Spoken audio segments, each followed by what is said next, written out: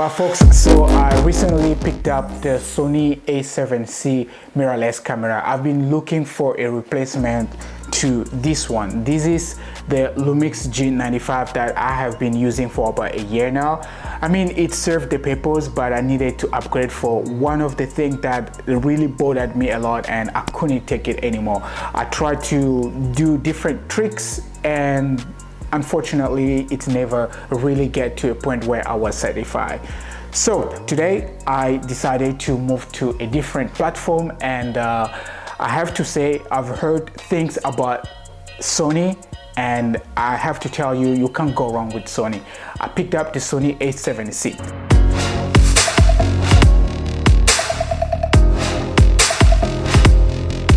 Before we dive in, let's talk about the specs about this camera. It comes with a 24.2 megapixel CMOS sensor, which you can expect like having very good sharp footages and photos. This is a hybrid camera. You can use it for photography. You can also use it for video, regardless whether it's YouTube or even professional. Even the professionals are using this camera, and this camera has shown its capabilities on the professional level. Now, I'm going to give you my reason why I picked the A7C over the A7 III or the A7 IV. Price range was the main factor for me when I was trying to get a new camera. So the A7C currently, the body only retails around $1,500 or maybe $1,600. You can get it on a sale or second hand, maybe somewhere around $1,200 if you are lucky.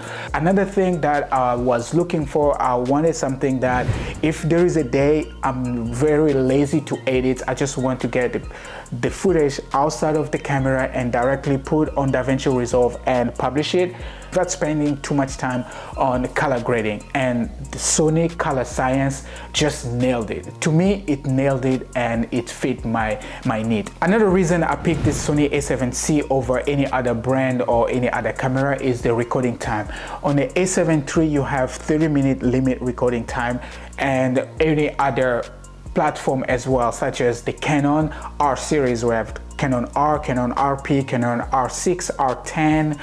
All of those have 30 minutes recording time limits. So for me, sometimes I do DIYs, and when you do DIYs, you are really focused on making something work, and you stuck on resolving and troubleshooting the problem, and you find yourself that, oh, it stopped recording, and you have to go, oh man, I missed that part, and you can't go back when you're doing DIY. So that was a deal breaker for me. I wanted something that has unlimited recording. Sony A7C just nailed it.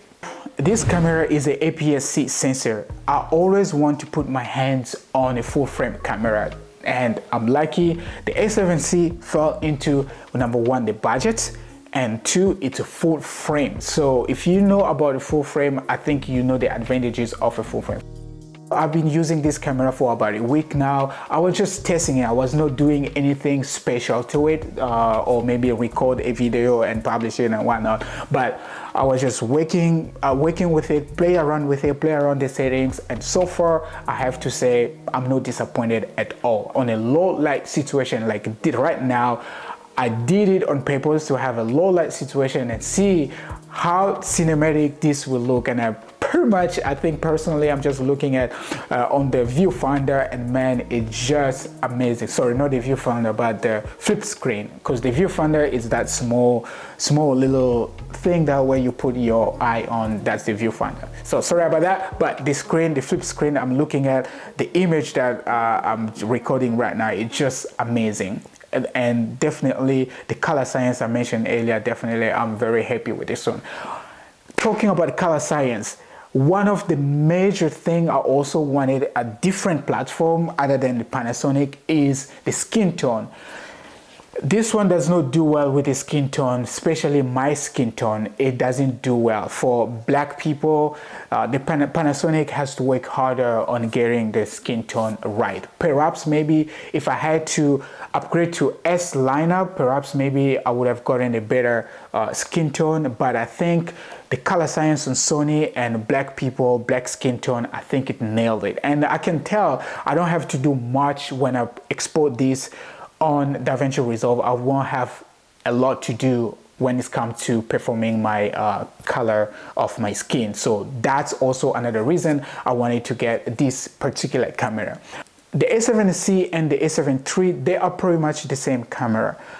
There are a few differences here and there, especially when it comes to the buttons. The A7 III have more buttons that you can use and play around compared to the A7C, which have fewer buttons. I think the A7C was more tailored to people like me who are content creator. All they want is just video and we take less pictures. However, this camera, you can certainly use it for pictures as well as professional videography. So if you are in the market looking for something to replace your current setup, I will definitely advise you to look into the Sony A7C. I think if you have it, you will be happy. Personally, although I only have used it for about a week and today this is the very first impression of the camera, I think you'll be really surprised on how amazing this camera is. All around, something that you will need. It's a full frame camera. It has 5-axis IBIS, which is the in-body image stabilization, which helps you to prevent the shake on your footages and also prevent the blur when you take pictures. Another thing I like about this camera, the A7C, is the port. It has a USB-C connection, so which makes it easier in nowadays, definitely if you have an electronic that has peripheral and if it does not have it USB-C, pretty much you are falling behind, and the A7C has that, and which is just amazing.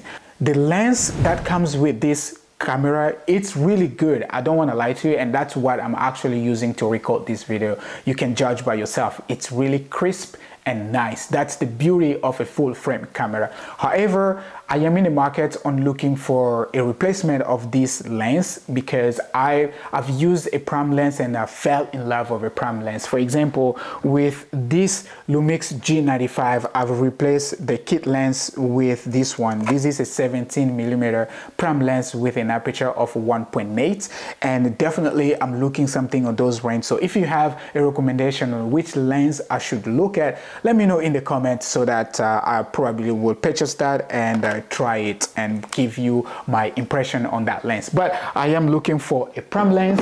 Probably I'll get something that is maybe 1.4 or maybe 1.8 aperture, and the focal length that is maybe between 20 to 14mm. I couldn't go to 17mm, but I mean 12mm, but between 20 to 14mm, that's what I am looking for. Those are my impressions so far of this camera. Overall, this camera is a compact and powerful full frame mirrorless camera that I will highly recommend you. If you are in the market of a new camera, look at this camera. It has a 24.2 megapixel CMOS sensor. It has 5-axis IBIS, which will help on preventing the shake of your images and also prevent from having blur photos when your camera is handheld. And it also has USB, it has Wi-Fi, it has Bluetooth, and all the goodies. As a USB-C port, so you can tell yourself how powerful this camera is. If you've heard about the A7 III, how good it is, definitely the A7C, it's also just as amazing as the A7 III. I'm not comparing both, but I'm just giving you my impression how great this camera is. All right, that's about it for today. Thank you for watching, and I'll catch you on the next one. Peace out.